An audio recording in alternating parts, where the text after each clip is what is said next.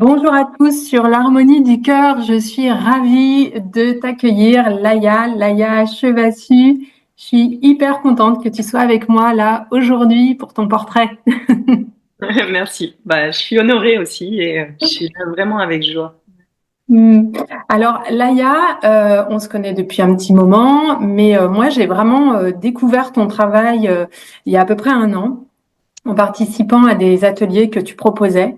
Et toi, tu es vraiment une accompagnatrice holistique du féminin, c'est-à-dire qu'avec tes pratiques, tes connaissances, tu vas vraiment euh, permettre aux femmes de tout âge, hein, des très jeunes filles jusqu'aux femmes qui sont plus avancées dans leur vie, de s'empuissancer, j'ai envie de dire, de contacter ou recontacter leur intérieur, avec aussi la dimension corporelle, et d'amener dans ces espaces du féminin de la guérison et du contact avec soi. Et voilà, ton travail m'a beaucoup parlé. Et en plus, tu es une femme magnifique, hein, avec une énergie, une très très belle énergie. Donc, je suis ravie que tu puisses nous partager ton parcours. Si tu veux peut-être voilà nous partager un peu comment t'en es venue à proposer tout ce travail d'accompagnement auprès des femmes, et puis si tu as rencontré aussi des difficultés et comment tu les as traversées. Écoute, je serais ravie de t'écouter. Avec plaisir. Eh ben, alors ce qui est quand même assez rigolo pour l'anecdote, c'est que, tu m'aurais demandé des années en arrière, j'aurais jamais dit que j'avais vocation à accompagner des femmes, on va dire même des humains avec un grand H, parce que bon, cet été, apparemment, se profile la première retraite mixte aussi, donc ce sera une expérience et je sens que j'ai eu des demandes, mais je vais dire que comme je me sentais assez cabossée par la vie en arrivant, en fait, la plupart des choses que j'ai expérimentées dans ma vie, déjà, je les ai expérimentées pour moi, en fait, pour trouver des solutions et parce qu'il y avait vraiment quelque chose qui poussait à l'intérieur de dire, oh, maintenant, mais ça doit forcément être autrement et je devais pouvoir trouver des solutions pour la douleur, pour les souffrances, pour les choses difficiles à traverser. Il y a toujours eu, je pense, chez moi, ce moteur de me dire il peut y avoir autre chose et je vais trouver des solutions pour la guérison. C'était quand même, ça a toujours été vraiment là depuis le début. Et je pense que ça, c'est vraiment quelque chose qui m'a fait cheminer. Et en fait, à force de d'expérimenter des choses, moi je dis souvent, je suis une exploratrice parce que vraiment, j'entends les choses, bien sûr, elles ont un impact quand je les reçois, mais il y a toujours ce truc de dire, attends, mais moi je veux aller essayer, quoi. J'ai entendu quelque chose, franchement, je veux aller le vivre, je veux aller le ressentir et j'ai envie d'aller essayer. Et donc j'ai vraiment fait beaucoup de choses en France, à l'étranger. J'ai vraiment eu cette curiosité quelque part, et puis sûrement quelque chose qui poussait aussi en moi pour trouver des réponses, pour trouver peut-être des solutions. Et et en fait, il y a eu un moment où en fait les copines m'appelaient pour me poser des questions, pour me demander des conseils, pour me demander de partager. Et très souvent, c'était pas vraiment une réponse pour elles, c'était de dire voilà moi ce que j'ai essayé, voilà ce que ça a fait chez moi. Et ben voilà, si ça te touche ou si tu sens qu'il y a quelque chose qui t'appelle, peut-être qu'à cet endroit-là, ça peut résonner pour toi, voilà. Mais ça a souvent été ça. Et puis en fait, quand ça s'est lancé, c'était quand même vraiment un hasard de la vie. C'était mon amie Patricia Bozona, qui est dans la région d'Avignon, qui elle m'a dit, bah, j'ai monté une retraite, il y a des femmes qui sont là, sont inscrites et en fait, je voudrais animer avec toi. Et on se connaissait très peu à l'époque. Donc en fait, quelque part, je dirais, la vie, elle m'a propulsée. Enfin, je me suis dit, le lieu est réservé, les femmes sont inscrites, le groupe est constitué. Enfin, quelque part, je me dis, wow, c'est trop magique. On me propose d'aller partager des choses qui m'animent. Et bah, allez. Et en fait, vraiment, je dirais, la vie a vraiment amené les choses sur mon chemin, quoi. Ça a été comme ça pour l'accompagnement. Et ce que je me disais, c'était assez surprenant, c'est que je me disais, je suis bien trop amochée pour pouvoir aider les autres et ma priorité, elle est vraiment de m'aider moi et de trouver des solutions pour moi. Et je dirais que jusqu'à la trentaine, même, je me disais, non, mais attends, enfin, ils sont bizarres tous ces gens qui ont envie d'aider les autres. Parce que franchement, enfin, je dis, il y a déjà tellement à faire pour soi-même. Enfin, vraiment, ça, c'était vraiment un truc. Donc, tu vois, si on commence vraiment le début du début, moi, j'arrive. Je suis un enfant de remplacement, c'est-à-dire qu'il y a un de mes grands frères qui était mort. Mes parents, ils voulaient un garçon. Ils ont eu sûrement une grande difficulté à traverser. On dit toujours qu'une des épreuves les plus difficiles dans la vie d'un humain, c'est de perdre un enfant, perdre son propre enfant. Et donc voilà, moi, déjà, j'arrive dans ce contexte. On m'attend des garçons. on a calculé ma date de naissance pour que j'arrive le même jour. Donc, il y avait déjà beaucoup Mm. d'empreintes, il y avait des attentes. Et quelque part, c'est intéressant qu'aujourd'hui, mon chemin soit appelé dans le féminin. Et j'ai aussi proposé ça parce que quelque part, tout dans mes propositions, je partage quelque chose qui a fonctionné pour moi et que j'ai traversé. Et en Mm. fait, ça a été un tel chemin pour me réconcilier aussi avec cette voie du féminin que, voilà, l'ayant traversé, l'ayant vraiment expérimenté sous plein de facettes différentes, je me sens beaucoup plus légitime d'apporter des choses. Et le monde des hommes est peut-être encore oui, il y a encore des mystères pour moi, notamment, ben, moi, je me suis beaucoup spécialisée sur la nature cyclique de la femme, donc notamment avec le cycle menstruel, mais surtout le cycle énergétique. Et chez les hommes, bon, voilà, j'enquête, mais on va dire, je suis pas complètement au point. Je vois que le cycle de la femme a un impact chez eux, mais si tu me demandais de parler du cycle énergétique de l'homme, ben voilà, je me sens beaucoup moins légitime. J'aurais sûrement des choses à partager, mais c'est moins évident pour moi. Donc Mm. voilà, ça va faire son chemin et puis on verra, qui sait, dans quelques années, comment ça se passe. Ouais, mais est-ce que tu dirais que justement, le fait que tu étais attendu garçon, dans ce contexte-là, est-ce que tu as eu dans ta vie justement une période où tu es rentré dans ce qu'on attendait de toi, c'est-à-dire aussi dans cette énergie un peu du masculin ou en tout cas camouflant tes parties du féminin? Et est-ce que ça a permis justement à un moment un point de basculement, je sais pas lequel, hein, et si tu veux nous le partager, si ça s'est passé comme ça, je ne sais pas. Il y a eu quelque chose qui a dit, bah non, en fait, moi je vais aller vers mon féminin et puis je vais aller travailler ça, je vais aller guérir ça. Et de l'expérience, on entend bien et c'est vrai que c'est merveilleux quand ça se passe comme ça, quand on expérimente sur nous et qu'on peut l'offrir en cadeau derrière parce que ça a marché et parce que Et voilà, puis on s'en va c'est une autre sphère que la théorie quelque part. Enfin, c'est je veux dire, ça. ça a été traversé dans la sensation, dans les émotions, dans le vécu. Donc c'est presque, enfin, c'est presque, il y a même pas besoin de l'étudier quoi C'est finalement. ça, et puis c'est intégré dans les cellules en fait. Donc voilà. Est-ce que du coup, Alors, mon oui, parcours, cette il y a quelque énergie chose de de garçon, ouais, cette énergie masculine, elle était là sûrement inconsciemment. Donc déjà, j'avais énormément de mal à avoir des amies filles.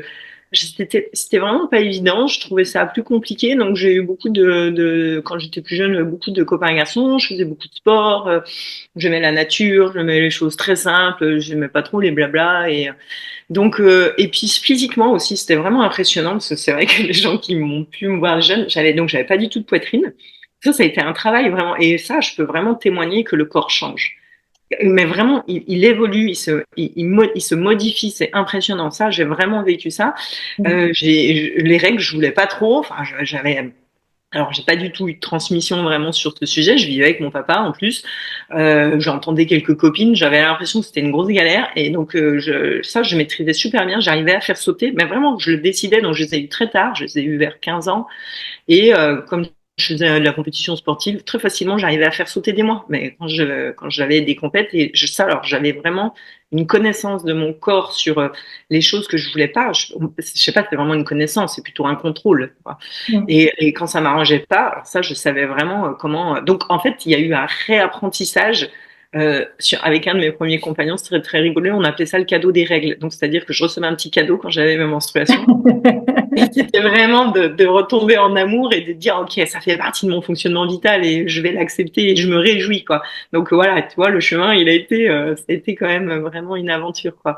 Et puis, bah, j'ai été à l'armée aussi, donc c'était quand même un choix qui était sûrement dicté par, il y avait beaucoup de manque de repères. Donc pour moi, c'était aussi cette sensation d'aller dans une famille, de trouver des repères, voilà, un cadre. Et bon, ça s'est pas du tout passé comme ça, mais je peux, avec du recul, avec un regard de bienveillance, je peux vraiment comprendre en fait qu'est-ce qui m'a amené là. Et puis quelque part, je suis venue vraiment toucher de près cet univers masculin. Je suis vraiment venue étudier et confrontée à ça, quoi. Et en fait, il y a vraiment eu ce point où je me suis dit non, mais en fait, c'est trop dur pour moi, quoi.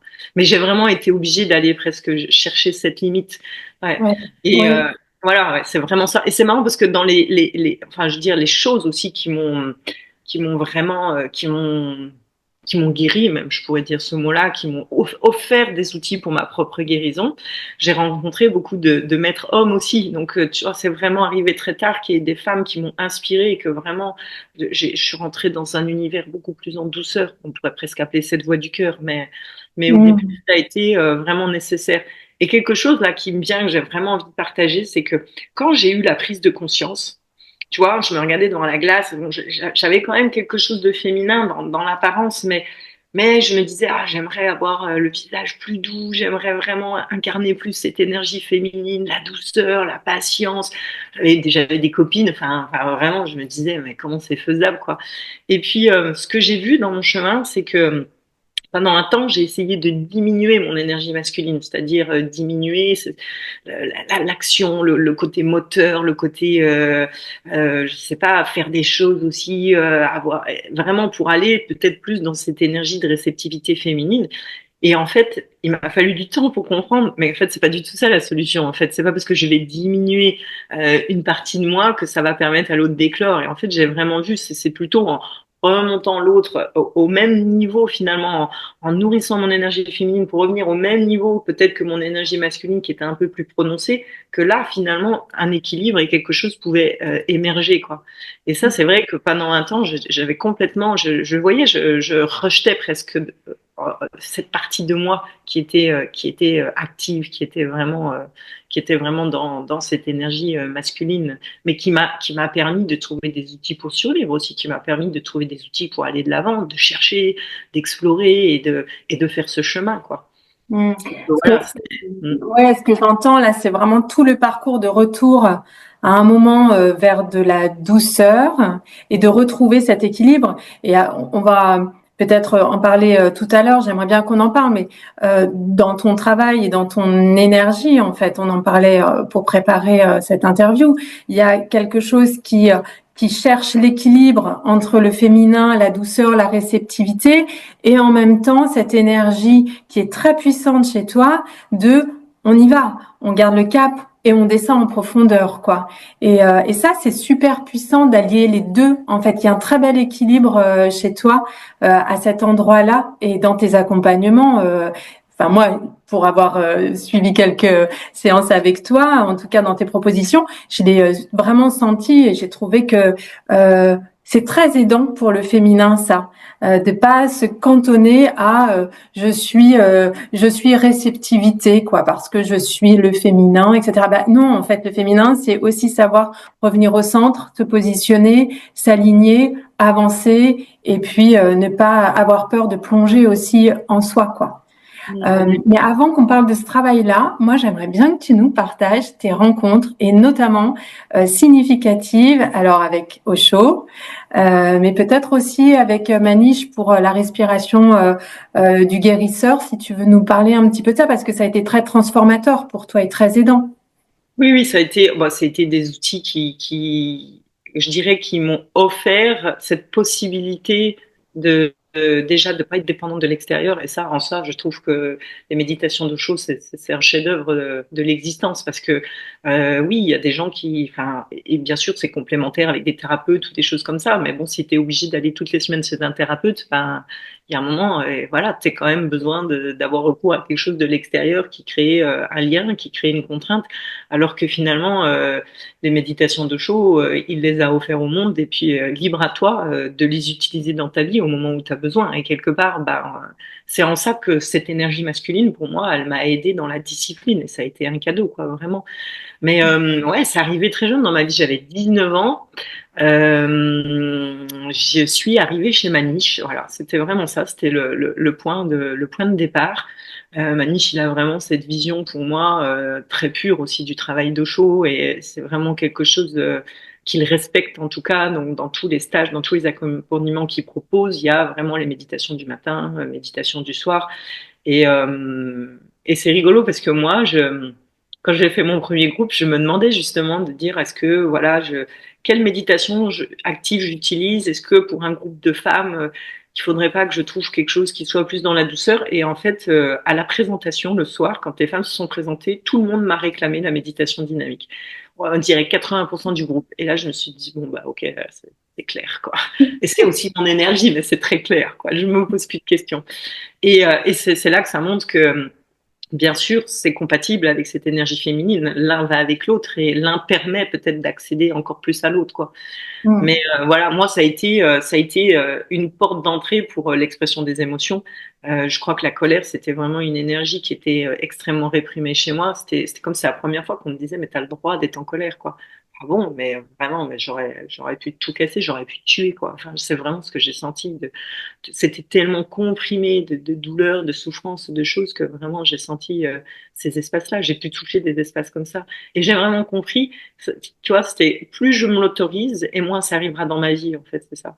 Et, plus je peux aller dans la folie de vivre vraiment des émotions totalement, et moins dans la vie, finalement, elles vont me dépasser, elles vont se manifester et m'envahir, quoi. Et quelque part, ça, c'était vraiment quelque chose de magique et de lâcher aussi. Je vois avec le temps, j'ai vraiment lâché tout jugement, toute connotation. Il n'y a pas une émotion qui est plus belle que l'autre. Très souvent, mais encore pas longtemps, j'entends des gens dire oui, ces énergies négatives. Moi, je dis mais qu'est-ce que c'est une énergie négative? Ce n'est qu'une énergie. Voilà, tout a son importance. C'est un peu comme si moi, c'est ce que j'ai vu aussi pour moi. Si je rejette, je sais pas, ma part masculine, si je rejette ma part feignante, ben, quelque part, je rejette une part de moi. Et le but est toujours d'aller vers l'unité, et toujours vraiment quelque part, d'accepter aussi toutes nos facettes. Et c'est ça la magie d'être humain, c'est qu'on n'est absolument pas parfait et qu'on a toutes ces facettes-là. Et moi, je dis toujours, au mieux je les connais, et finalement, au mieux déjà je me sens unifiée, et au mieux je peux les voir venir quand il y a quelque chose qui arrive. Je suis pas submergée ou je suis pas complètement surprise de voir que je peux avoir une part très en colère, une part mesquine, une part manipulatrice, une part radine. Je dis oui, mais justement, peut-être si j'apprends à les découvrir plus, c'est beaucoup plus facile de voir comment elles fonctionnent et quelque part de pas être surprise, de pas être submergée et d'apprendre aussi à faire avec et de temps en temps de dire bah oui, c'est aussi cela moi. Oui, en tout cas, ce que j'entends, c'est que sur ton chemin de connaissance de toi, voilà, il y a vraiment cette idée de d'accueillir pleinement qui tu es au fur et à mesure de tes expérimentations, de tes expériences, de tout ce que tu vas aller chercher en outils, en pratique, etc. C'est la boule à facettes, tu vas la découvrir de plus en plus, et ça va permettre d'offrir au monde le cadeau que tu es. Et de briller, tu vois, et ce cadeau, tu le fais par ton travail aussi et par la personne que tu es. Enfin, voilà, pour moi, c'est pas du tout dissocier qui tu es de ce que tu offres dans tes accompagnements. C'est très, très aligné, quoi. Puis ça m'a emmené sur le chemin de la vulnérabilité aussi, vraiment de pouvoir montrer ces facettes-là. Et j'ai vraiment fait la différence entre la faiblesse et la vulnérabilité. Pour moi, la vulnérabilité, c'est vraiment une force, en fait. Une femme qui peut montrer cette facette-là d'elle. Euh, je trouve que pendant longtemps, finalement, la femme a voulu s'adapter sur le schéma de l'homme. Bon, c'est aussi ce qu'on voit dans le cycle féminin, mais c'est aussi ce que la société, quelque part, elle essaye d'attendre de nous, et dans cette performance, dans cette rentabilité, dans ce fait d'être toujours tout le temps à fond et au top H24 et 7 jours sur 7, quoi, qui est pour moi à l'inverse de la cyclicité de la femme, quoi. Et c'est marrant parce que tu m'aurais posé, moi j'avais vu ça avec un compagnon il y a quelques années en arrière, peut-être une dizaine d'années, et il me disait non mais t'es vraiment lunatique, quoi, enfin, c'est pas facile de te suivre et de vivre avec toi. Et je sais que j'étais touchée, je me disais enfin, vraiment, je voyais que ça m'avait touchée de me dire. Et puis, je crois que j'ai eu cette même réflexion il y a peut-être 3 4 ans. Et en fait, j'ai vu, mais ça m'a rien fait du tout. Je me dis, bah, évidemment, c'est ma nature d'être cyclique, évidemment. Bah oui, bien sûr, je suis ça. Mais en fait, il y avait plus du tout d'accroche, quoi, quelque part. Et en fait, la discussion s'est arrêtée. Il n'y a pas eu, je veux dire, il y avait rien qui accrochait en moi. Quelque part, je disais oui complètement. Bah oui, oui. Oui, j'ai Ouais. une cyclicité et oui, c'est en modification constante et à la fois, c'est tellement plus vivant, quoi. Et justement, par rapport au cycle féminin que tu expliques très bien, d'ailleurs, si tu veux en toucher 2 mots après, je trouve ça très intéressant parce que on ne connaît pas forcément les différentes, enfin les répercussions de nos différentes phases dans notre cycle. Et du coup, dans la connaissance de soi, c'est très très important, mais aussi dans la relation à l'autre, de pouvoir expliquer ça aux compagnons. En tout cas, ben voilà, moi j'en suis là. Donc, et ça aide à la discussion, ça aide à la communication, ça aide au partage, ça aide à grandir ensemble. Enfin, tout ça, et tu l'expliques très très bien. Mais c'est vrai que, par exemple, moi, souvent, ce que j'ai vu dans des groupes, c'est qu'aux femmes, si, souvent, elles ont cette aspiration à être comprises par l'homme. Et si je leur pose la question de dire, bah ok, mais comment tu pourrais donner ton mode d'emploi, toi, à un homme? Comment tu pourrais lui expliquer comment tu fonctionnes? Bah, quelque part, des fois, le mode d'emploi, on n'a pas vraiment eu de formation pour, on nous l'a pas vraiment appris. On a appris des choses un peu théoriques, on va dire, en sciences et vie de la Terre à l'école, qu'on n'a pas forcément fait le parallèle avec ce qu'on vivait vraiment, quoi. On a appris des choses théoriques. Ouais. Et aussi, ça n'a pas été forcément transmis par nos mères. Ah bah ça, oui, c'est sûr que Hein? là, il y Donc, a quelque chose dans forcément, la transmission. Ouais. ouais. Et c'est vrai. Et donc la femme, en fait, elle a l'aspiration d'être comprise par l'homme, mais des fois, elle sait pas comment elle fonctionne. Alors je me dis, bah oui, ça va pas être pratique. Et en fait, moi, ce que j'ai vu, c'est au mieux, je connaissais mon fonctionnement et j'arrivais à voir avec la cyclicité, à parler aussi de ces changements et de ces modifications. Mais en fait, l'homme, il était complètement rassuré. Tout ce qu'il voulait, c'était juste un petit mode d'emploi et comprendre. Et en fait, le fait aussi de dire, mais attends, voilà ce que je vis en ce moment, mais t'inquiète pas, ça va durer 5, 6 jours et après, ça va basculer dans autre chose. Ça, j'ai vu que ça le rassurait énormément parce que très souvent, une des réflexions que j'ai pu entendre, je me dis, mais en ce moment, elle est vraiment chiante ou particulière ou pleine d'énergie ou hyper speed, mais combien de temps ça va durer? Ah ben moi j'ai la réponse, je peux te dire combien de temps ça va durer, je peux t'annoncer des durées. Et ça en fait c'est très rigolo, mais juste le fait d'apporter l'information, il y a quelque chose qui se relâche vraiment dans la compréhension, quoi. Ouais. Donc voilà, et c'est vrai que moi, mon approche quand même, elle a toujours, toutes mes expériences, elles passent par le corps, vraiment. C'est pas du Mhm. tout quelque chose qui est juste du domaine de la compréhension, d'entendre des choses. Bon, on parle d'intégrer, mais qu'est-ce que ça veut dire intégrer? Pour moi, l'intégration, il y a quelque chose qui rentre dans le corporel. Ça peut rentrer vraiment par des mouvements physiques, ça peut rentrer par des émotions, ça peut rentrer, bon, il y a différentes façons, mais quand même, pour moi, en fait, la connaissance du corps et du fonctionnement du corps, et c'est vraiment la même chose dans la sexualité, a été vraiment une porte d'ouverture pour accéder à d'autres espaces, en fait. C'est comme si Mhm. d'abord la matière et après on peut arriver à d'autres sphères qui sont vraiment. Quand je pose la question aux femmes, c'est toujours mais qui connaît le mieux ton anatomie féminine intime? Ben la réponse, hein, vous allez rire, ben, c'est le gynéco quoi. Non, mais c'est pour montrer aussi comment, des fois, on délègue notre propre responsabilité de connaissance et en fait, voilà, il y a la plupart du temps, il y a des choses, on sait même pas analyser un document, des fois, un frottis ou quelque chose comme ça, on sait pas trop, on va demander, on va dire, est-ce que tout va bien? Puis si on nous dit tout va bien, bah, c'est bon, on est rassuré et puis voilà, quoi. Et ça, c'est incroyable comment on a accepté vraiment de donner notre pouvoir à quelqu'un d'autre en ce qui concerne notre santé et notre fonctionnement. Ouais. Et c'est Ouais. devenu naturel. C'est incroyable, hein. Ouais. Et d'ailleurs, ça me fait faire un pont justement sur la notion de guérison, de trauma et de sexualité.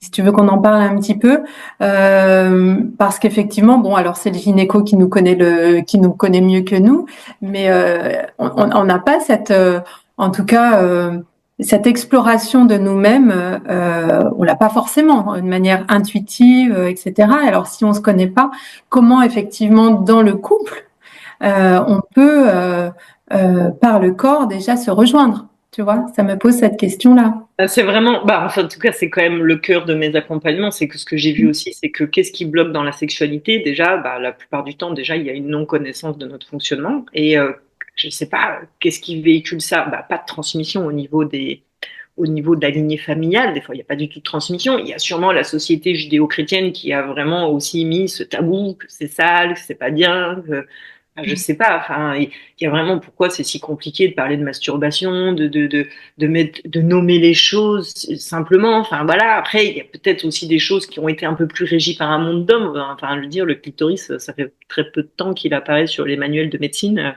Il a été inexistant jusque-là, alors que bon, je pense que les hommes l'ont toujours vu, mais c'est intéressant, c'est pas d'utilité ou on voit pas l'intérêt de modifier quelque chose, je sais pas trop, mais donc tous ces facteurs-là, déjà, bon, ils font que c'est un sujet dont on a du mal à discuter, on sait pas trop où aller chercher des infos, on n'a pas forcément idée qu'on peut apprendre. C'est ça aussi.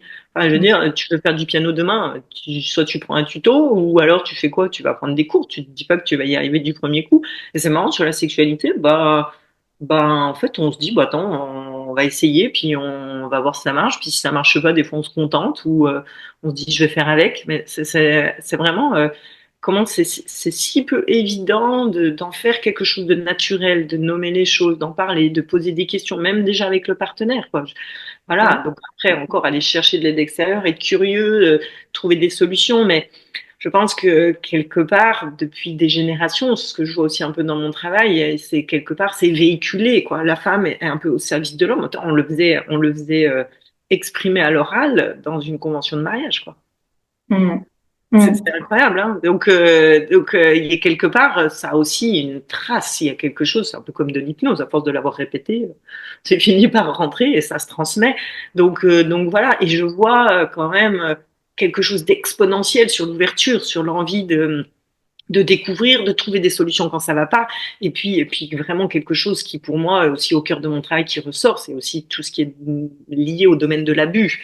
Et ça, de près ou de loin, ça concerne quand même beaucoup de femmes. Quand la femme l'a pas expérimenté, quelqu'un dans la lignée au-dessus l'a vécu, donc la mère ou la grand-mère, ça a une trace, mais pour moi, qui façonne beaucoup de choses dans la vie de la personne, inconsciemment, peut-être encore, des fois, parfois, mais ça vraiment, ça va modifier des choix, ça va modifier des façons de fonctionner, ça va modifier sur plein d'espaces. Et là, vraiment, pour moi, il y a un univers vraiment magique où apporter de l'amour, de la reconnexion, de la guérison.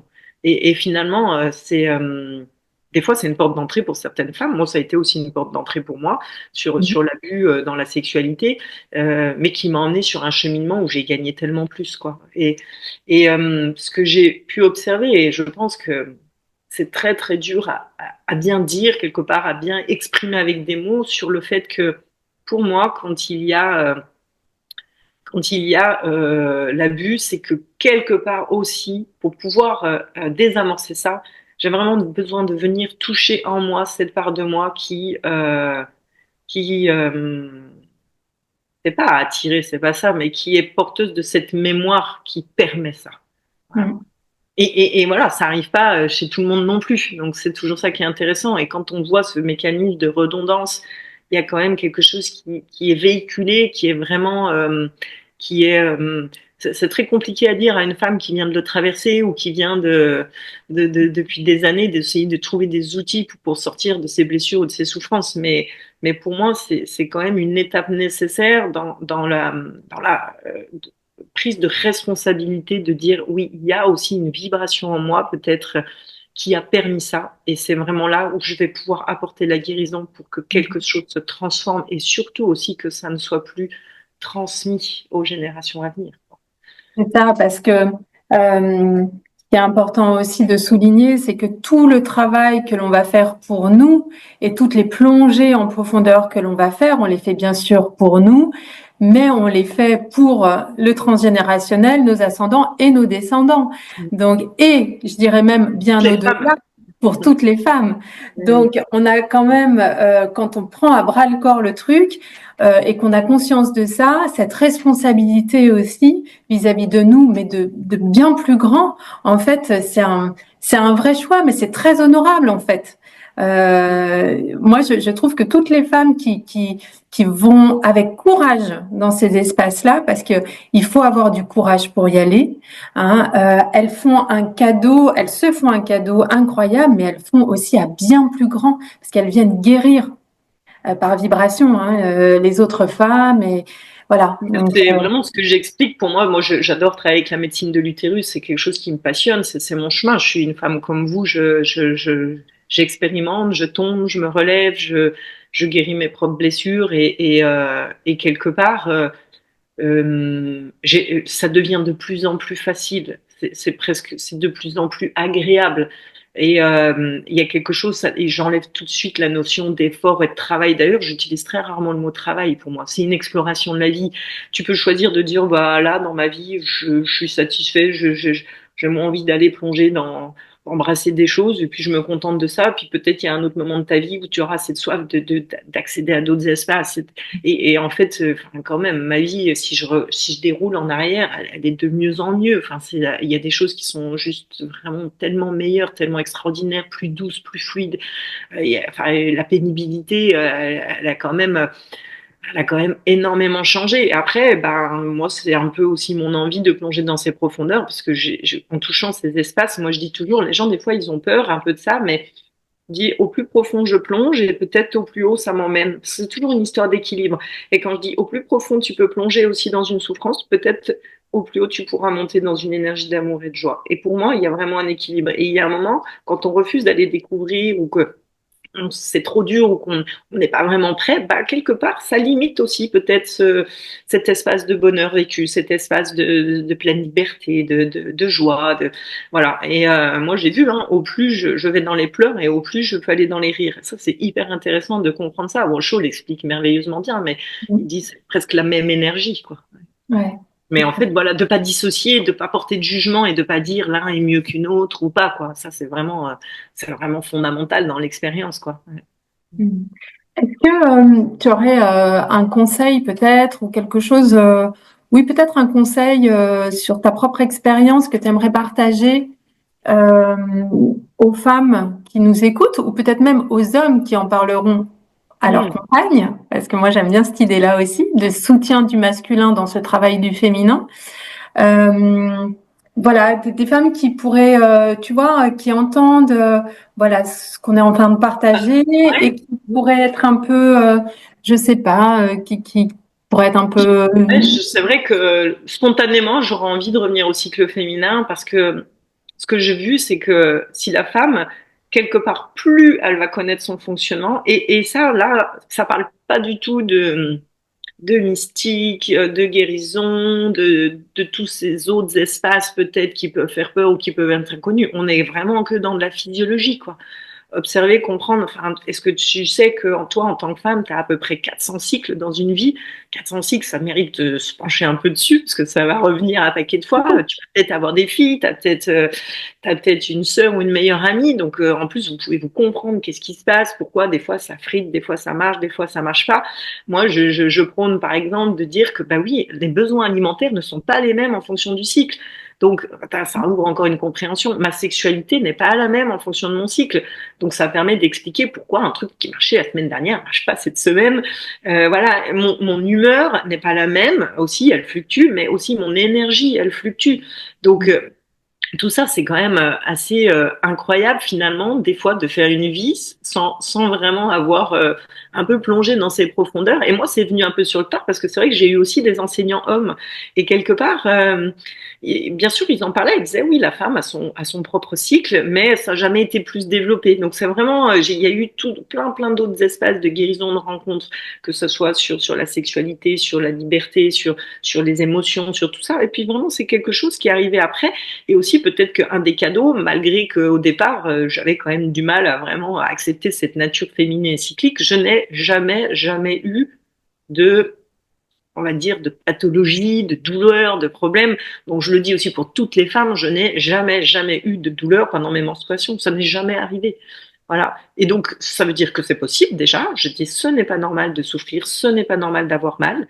C'est un message que le corps, pour moi, envoie pour dire, eh oh, j'ai besoin de te parler, j'ai besoin de communiquer avec toi. Et franchement, quand la communication se remet, mais j'ai des résultats qui sont incroyables. Enfin, il y a des choses qui se transforment, qui se modifient. Il y a moins de flux hémorragique. Il y a quelque chose qui est beaucoup plus en douceur. Moi, personnellement, c'est une de mes phases préférées du cycle. Maintenant, enfin, c'est un moment de connexion. Je sais que c'est là où j'ai la plus grande capacité à rentrer en méditation.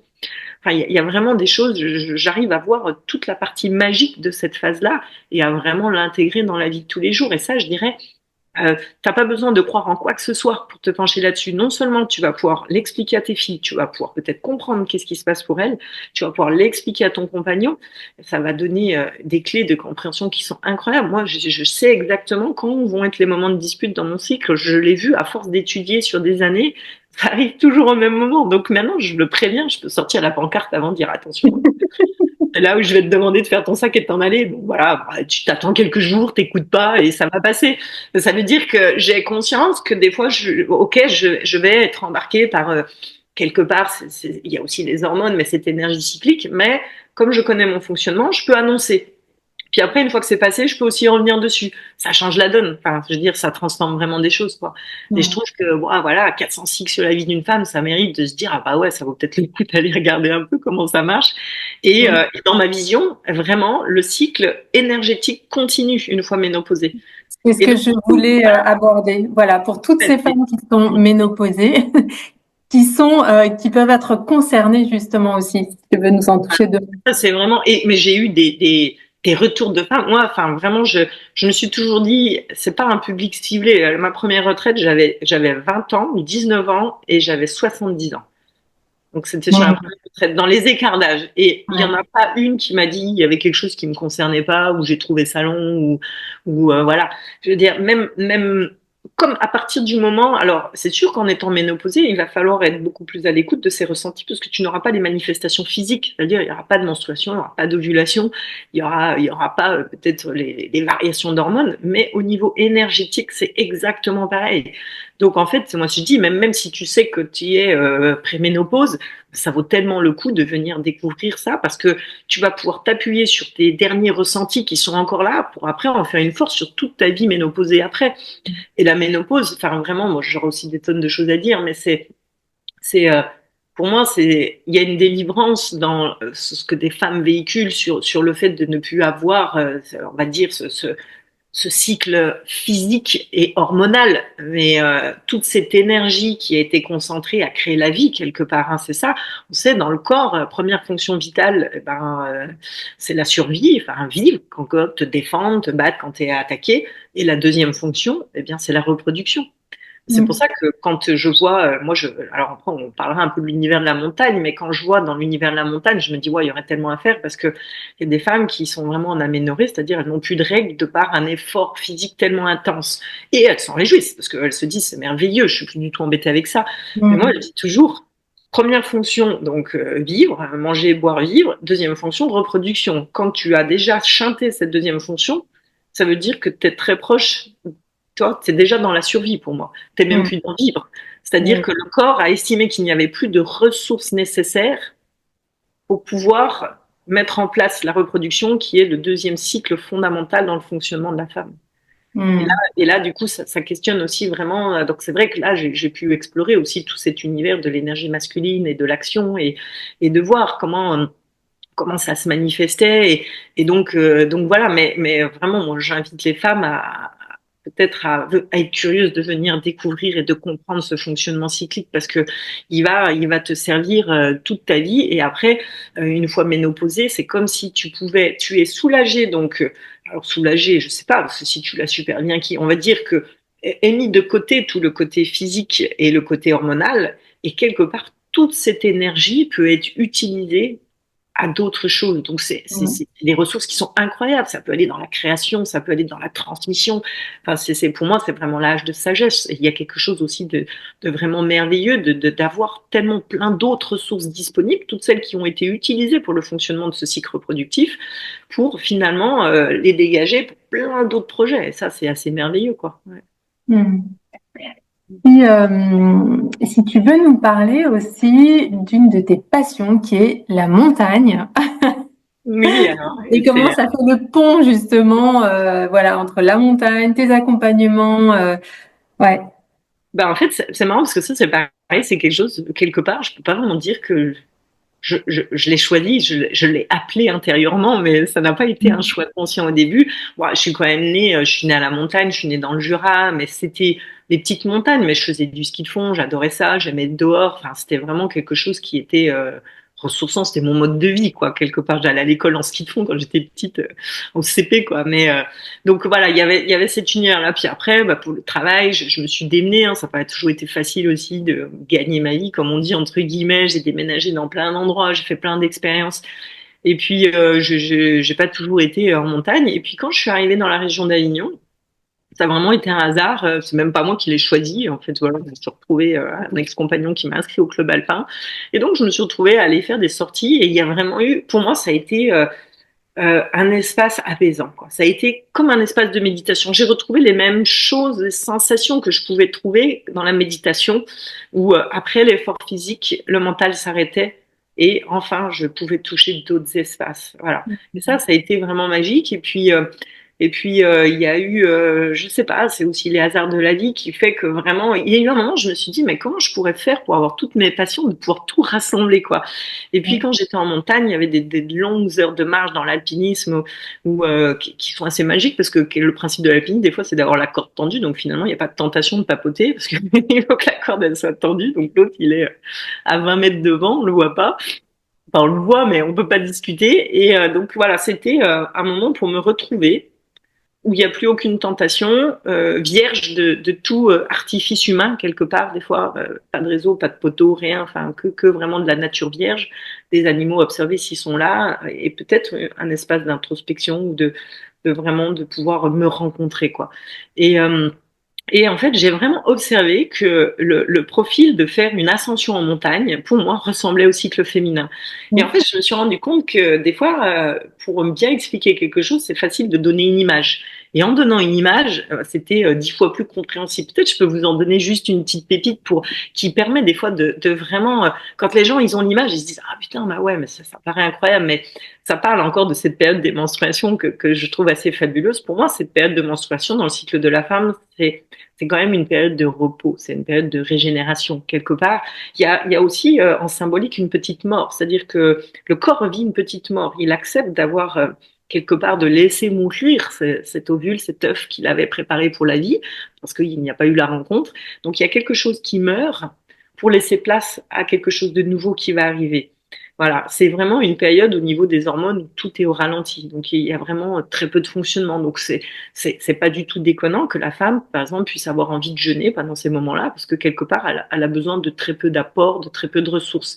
Dans l'idéal, moi, je suis pas du tout partisane de dire il faut rien faire, rester au lit, puis aller travailler, 2 jours couchés, c'est pas ça, mais c'est juste d'en avoir la conscience et d'essayer de fonctionner un petit peu différemment et peut-être de s'autoriser, tu sais, ce truc de rien faire, s'autoriser de rien faire et le faire, mais vraiment sans culpabilité en disant ah non, mais c'est bon pour moi, quoi, à ce moment-là, c'est bon pour moi. Eh bien, quand j'utilise l'image de la montagne, moi je dis c'est quand tu as été faire une journée entière de randonnée avec ton sac à dos, voilà, qui était bien, qui était pas lourd en début de journée, mais qui en fin de journée commence vraiment à peser et tu sens le poids et vraiment voilà, t'as marché toute la journée, peut-être que t'as pas pris assez d'eau ou pas assez à manger, que t'es un peu épuisé, t'en peux plus, t'as pris le soleil, peut-être t'as pris les gouttes, la tempête et t'arrives, voilà, c'est le moment où tu commences à arriver au bord de la voiture là et tu dis ça y est, j'ai fini, j'arrive à la voiture quoi. Et là, bah, le premier truc très souvent, alors quand on redescend de montagne, je sais pas s'il y a des gens qui ont fait des efforts très intenses, souvent on laisse tomber le sac et puis il y a vraiment ce truc de s'asseoir ou de se coucher ou d'être là et de dire. Et là, il y a une sorte de moment où tout s'arrête quoi, parce que c'est enfin, je suis revenue entière, j'ai fini l'objectif, je dépose le poids, le sac à dos et voilà, il y a un moment de contemplation. Souvent, il y a un moment de paix, en tout cas pour moi, il y a vraiment quelque chose qui s'arrête et qui est paisible. Et l'image, ce serait si à ce moment-là, quelqu'un recharge le sac, c'est-à-dire remet des vivres de course dedans, des boissons, des choses, te le remet sur les épaules et te dit, allez ma cocotte, non, non, fini, pas de pause, pas de répit, tu y retournes. Et toi, c'est intéressant parce que c'est souvent ce que beaucoup de femmes font pendant le cycle menstruel. C'est-à-dire que pendant la période des règles, elles n'arrêtent pas, ne font pas juste une micro-pause. Il n'y a pas de moment de régénération, de ressourcement. Et en fait, c'est comme si tu repartais dans le cycle d'après complètement épuisé. C'est-à-dire qu'il voilà, il n'y a pas eu cette respiration, cet inspire, cet expire pour juste, voilà, ces périodes de ressourcement, elles sont essentielles. Elles permettent de faire le tri à l'intérieur. Elles permettent d'aller vraiment aussi dans une profondeur. Tu sais que physiologiquement, les ondes du cerveau de la femme sont différentes pendant les menstruations. Donc, il y a une plus grande facilité à rentrer en méditation. Alors, je ne sais pas si c'est ce que ça explique. Moi, j'ai entendu dans mes formations que c'est aussi une des raisons pour lesquelles ils avaient refusé que les femmes dans les religions accèdent à des statuts, que ce soit cardinal ou l'évêché ou des choses comme ça, parce qu'ils s'étaient rendu compte que la femme elle avait une plus grande capacité de connexion avec Dieu que les hommes et que quelque part c'est assez troublant. Moi, je sais pas, dans le chamanisme, j'ai des fois entendu, je ne l'ai pas expérimenté, mais j'ai déjà entendu que des fois les femmes pendant leur menstruation n'étaient pas admises en cérémonie. J'aimerais savoir, tu vois, est-ce que c'est que le côté impur ou si c'est le côté peut-être avoir une capacité, peut-être une meilleure connexion. finalement avec un au-delà ou avec l'existence qui est vraiment facilité. Donc je dis toujours aux femmes, si vous voulez faire des expériences ou amener la méditation dans votre vie, commencez pendant les menstruations, il va y avoir quelque chose de vraiment plus facile, quoi. Ouais, c'est très intéressant ton partage parce que du coup, c'est vrai que ça donne aux femmes une clé de compréhension d'elles-mêmes, aussi d'autorisation de soi, de se dire, OK, là, pendant quelques jours, j'ai le droit de me poser, je peux l'expliquer. Et aussi, c'est un espace où, voilà, j'ai entendu que je pouvais être encore plus ouverte. Donc, faire aussi attention à ses capacités, à son intuition, à tout ce que la vie peut amener au niveau du subtil. Oui, il y a Et plus de sensibilité, ah, vraiment. oui, Et moi, je vraiment. dis toujours pour 1 ou 2 jours de repos, parce que dans la période vraiment, dans vraiment ce moment énergétique de régénération, d'introspection et de vraiment recharger les batteries pour un nouveau cycle, c'est pas le même temps que le saignement. Et d'ailleurs, le saignement, vous pouvez vous rendre compte qu'il peut aussi vraiment évoluer et que ça peut venir à 1 ou 2 jours, voire pas plus, quoi. Moi, je dis toujours, le sang, c'est comme un message. Quand tu l'entends, bah, il y a quelque chose qui se transforme. Et Mm. quand on entend pas, eh ben, il frappe encore plus à la porte, il saigne plus abondamment jusqu'à qu'il y ait quelque chose qui soit vraiment entendu, quoi. Mais pour peut-être 1 ou 2 jours de repos qui ne va pas être pris, pour moi, c'est presque comme si tu bousillais le cycle entier. Mm. Ça va avoir un impact. C'est comme si tu démarrais quelque chose sur les rotules. Ça va avoir un impact pour moi sur un cycle entier. En tout cas, j'ai fait des expériences, c'était incroyable pour les quelques moments, parce qu'on croit toujours qu'on ne peut pas le reporter à plus tard, mais en fait, c'est toujours faisable. Peut-être qu'il faut apprendre à déléguer, peut-être qu'il faut savoir lâcher sur les priorités, mais pour les quelques 1 ou 2 journées de ralentir et de prendre cette pause, eh bien, on peut bousiller 27, 28 jours, enfin, selon le cycle de chaque femme, entier pour ces 2 petits moments-là, quoi. C'est vraiment intéressant quand ça amène cette conscience-là. Je trouve que ça permet vraiment de fonctionner différemment, quoi. Ouais, et puis vraiment l'invitation, c'est vraiment de revenir à soi, quoi. Mm.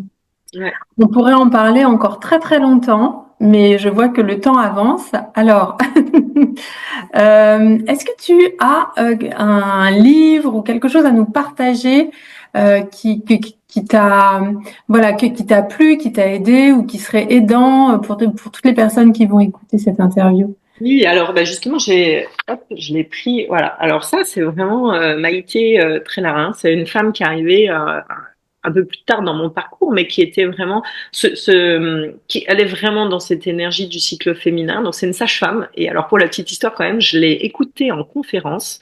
Je suis tombée sur elle en conférence. Je l'ai vue, je l'ai entendue parler. Enfin, tout de suite, je sentais que ça vibrait. Je l'ai trouvée inspirante. Enfin vraiment. Et puis, quelques années après, j'en ai parlé à ma maman pour me dire, bah, tiens, j'écoute un peu ce qu'elle propose. Elle parle vraiment du cycle, c'est magique. Et puis, ma mère m'a dit, ah bah oui, bah, c'est la sage-femme qui a fait accoucher ton petit frère que j'avais choisi. Donc, je l'ai rencontré parce que moi, j'étais ado. J'ai 16 ans d'écart avec mon petit frère et elle était venue à la maison où on l'a vu. Donc, voilà, j'ai trouvé que l'anecdote était vraiment super. Et donc, je la suivais dans des conférences. Puis un jour, cette femme, elle a exprimé que son rêve, c'était de faire le Mont Blanc. Alors, tu vois, je me suis dit, ah, bah, moi, je pourrais l'emmener. Voilà. Mais donc, voilà. Et c'est vraiment les trésors du cycle de la femme. Ça parle, c'est du physiologique, c'est très très simple à comprendre, ça donne des clés incroyables sur le fonctionnement du cycle menstruel et à la fois toujours teinté d'un petit peu plus pour celles qui ont envie de cette connexion, de comprendre aussi tout ce flux énergétique. Enfin, je trouve que c'est vraiment merveilleux, quoi. Comment c'est amené avec simplicité et elle, bah voilà, c'est une femme, elle a accompagné énormément de naissances. J'ai vu qu'à un moment, elle était plus très alignée avec le système aussi de nos hôpitaux. Elle a été dans des cliniques. À un moment, elle avait choisi une clinique particulière. Bon, quand même, parce que ça devait être accouchement à la maison. Et si jamais, bon, ça se présente pas bien au niveau des eaux, elle a quand même une structure où il y avait une piscine, donc accouchement en piscine. Enfin, il y avait des choses. Donc, elle a vraiment œuvré aussi pour que vraiment ça soit différent du système médical traditionnel, quoi. Ouais, D'accord. Bon, on mettra en commentaire les références du livre. super. Peut-être pour finir cette interview, est-ce que tu veux nous parler de la prochaine retraite que tu proposes? Alors, bah oui, c'est bientôt, c'est dans un mois. Donc, Alors, ça va être un format un peu unique parce que donc du coup, je vais la faire chez moi. C'est en Provence, hein, c'est pas très loin d'Avignon.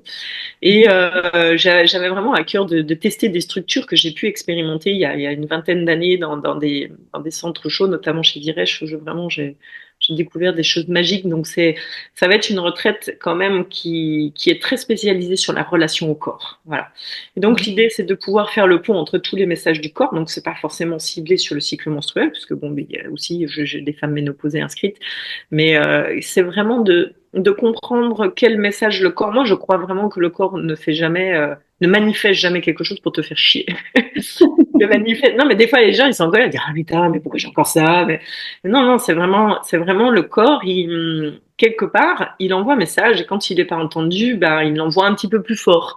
Et voilà. Mhm. Et c'est vraiment de trouver, en fait, cette façon unique qu'on a tous unique de pouvoir communiquer quelque part avec les messages que notre corps nous envoie. Donc ça peut être vraiment, bien sûr qu'on va passer aussi toutes les choses qui sont liées à la sphère, à cette matrice que j'appelle le womb, comme on dit en anglais, mais bon, ça concerne déjà tellement des fois de choses dans la vie d'une femme que ça passe par les fibromes, l'endométriose, tous les douleurs liées au cycle, mais c'est vraiment aussi là, vraiment tout ce qu'on manifeste, ça puisse être une entorse, même jusqu'aux maladies graves, un cancer ou quelque chose comme ça, et de trouver des clés de réappropriation des sensations déjà.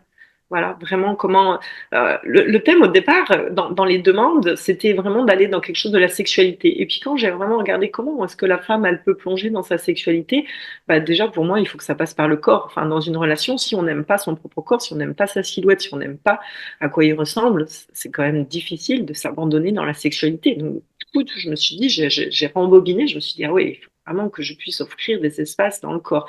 Puis après, il y a vraiment aussi le ressenti, c'est-à-dire les sensations, comment se sentir infiniment petit quand on a appris justement à pas sentir, à tout encaisser, à faire face à tout, à être performante tout le temps, comment lâcher le mental pour quelque part accéder au domaine de la sensation et du ressenti. Donc ça aussi, c'est vraiment des choses qu'on va observer. J'ai beaucoup de rituels pour la guérison. Je vais utiliser des vapeurs féminines. Je ne sais pas si vous connaissez, c'est quelque chose d'assez magique qui est vraiment dans les ressources en fait de faire comme une sorte de sauna en fait du sexe de la femme et vraiment d'utiliser donc l'énergie de l'eau mais aussi la sudation. Enfin on connaît peut-être pour certains la hutte à sudation qui est vraiment utilisée en chamanisme, qui est vraiment une façon de quelque part de ouais, d'utiliser la sudation comme nettoyage, vraiment Mhm. nettoyage corporel pour aussi déposer des couches et accéder à plus d'intériorité. Mais en fait, voilà, c'est vraiment quelque chose qui est conçu juste pour le bassin de la femme, quoi. Ok, super. Donc, bon, cette retraite, donne-moi les dates si tu veux les. 8 au 11 mai, ouais, c'est pour le deuxième pont, ouais, 8 au 11 mai en région d'Avignon, voilà. Et alors on est vraiment dans un tout petit format intimiste pour qu'il puisse y avoir l'idée aussi c'est que je puisse avoir avec un entretien individuel vraiment savoir bah c'est quoi ton parcours toi dans ta vie de femme que tu as manifesté comme douleur ou comme et de trouver plein de petits ponts, c'est-à-dire dans toutes les structures proposées tous les jours qu'à chaque fois il y ait des petits liens et des petits ponts pour que tu puisses venir peut-être amener à la conscience un message que le corps a pu t'envoyer avec quelque chose même traversé dans le passé. Et voilà, donc bien sûr, il y a des espaces de guérison aussi pour tout ce qui est lié à la sexualité. Ça fait aussi toujours partie des structures. Et puis voilà, des surprises aussi dont je parle pas toujours du planning parce que je trouve que le mental s'attend à des choses et du coup, quand il n'est pas préparé, il y a une capacité à lâcher prise et à plonger dans l'expérience qui est vraiment intense, quoi. Oui, et puis pour avoir vécu une retraite avec toi, tu as aussi cette capacité d'adaptation au groupe tel que ça se vit dans l'instant. Et tu vas vraiment, tu es pas sur des structures complètement définies. Tu es très souple par rapport à ça et tu t'adaptes. Et ça, c'est vraiment de grande qualité. Mm. Bah oui, c'est que l'énergie, elle est en mouvement tout le temps et des fois, je pense que ça va dans un sens puis ça part dans un autre. Et Ouais. c'est avec. Ouais. Mm. Et puis Bon. surtout, je dis toujours, voilà, il y aura sûrement les coordonnées de mon site, mais je dis un truc qui m'a vraiment aidé dans ma vie et qui a été assez magique et qui m'a pris énormément de temps. Alors peut-être que ça sera plus court pour vous, je vous le souhaite, c'est de faire une demande. Il y a beaucoup de choses dans ma vie que j'ai créées parce que bah, au début on m'a appelé, puis après des femmes m'ont fait des demandes et donc j'ai créé des choses par rapport aux demandes. Et moi j'ai vu dans mon cheminement, mais c'était très difficile de demander, bah, déjà parce que je savais pas trop de quoi j'avais besoin. voilà. Et quand je savais, j'étais très timide, c'est très compliqué de faire le pas. Et vraiment, voilà, si vous avez besoin de quelque chose, envoyez un mail, faites une demande, venez à moi.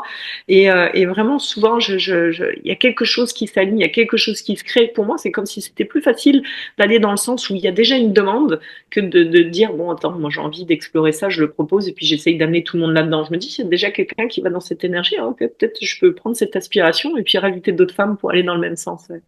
Je l'ai Mm. vécu il y a pas très longtemps. Je fais aussi des ateliers pour les premières lunes, pour Ouais. célébrer en fait ce cycle menstruel qui arrive dans la vie d'une femme. C'est juste magique. Ça commence déjà dès 10 ans, 9 ans. Les femmes me disent, ah, bon. Je dis, mais oui, mais il faut déjà en parler là. Il faut déjà, avant même qu'elles en aient une image négative, montrer comment ça peut être merveilleux, comment c'est quelque chose de magique dans la vie d'une femme, tout ce que ça apporte, les ressources, quoi.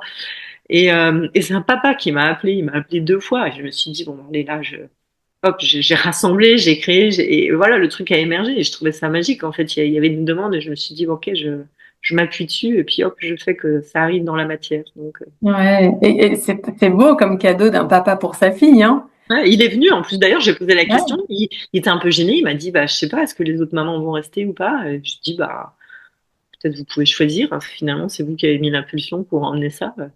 Et dire, bah, ouais, bon, Mm. j'ai envie d'écouter. Bon, bah voilà. Alors, du coup, j'ai dit aux autres mamans, j'ai dit, bah, c'est bien de rester, voilà. Et puis, Super. tout le monde est resté, ouais.